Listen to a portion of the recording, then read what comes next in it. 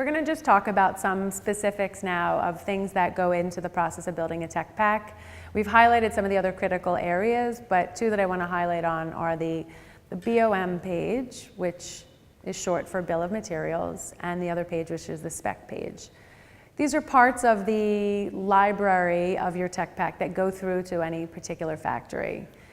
BOM is basically a page that details all the last nuts and bolts that are going into your garment. So if it is a 5-ounce denim, and it has a plaid lining, and it has shank buttons, and it has dye-to-match stitching, and it has main label sewn into the back waistband, and a size label sewn into the bottom of the ankle, you catch my drift. It's all of those details.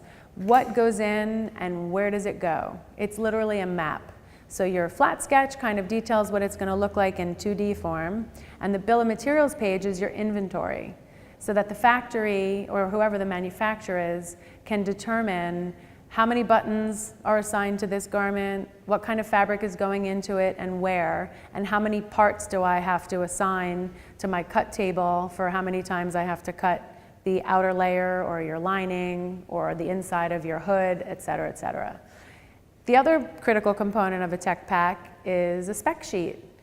We've talked about it earlier in our discussion with regards to the tech designer, but the spec sheet is really the direction on a map, what your sizes are point by point by point in a garment. And it's literally a sheet that could be up to 40, 50, 75 points of measure, depending on the intricacy of the garment, that will explain to the manufacturer, the pattern maker, all of those critical measurements that they have to tend to. So let's talk about an inseam, for example. I'm a 32-inch inseam.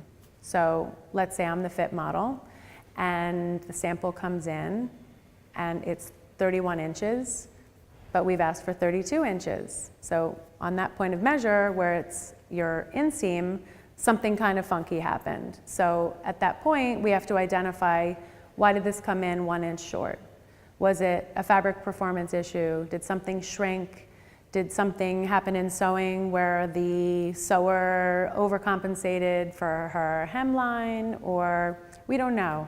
But the spec sheet is really the measuring tool that will enable us to police those very critical measurements that the tech designer has assigned at the beginning of the process. And every iteration of a garment will most likely have a new iteration of specs. We'll talk more about production-ready specs at a later date.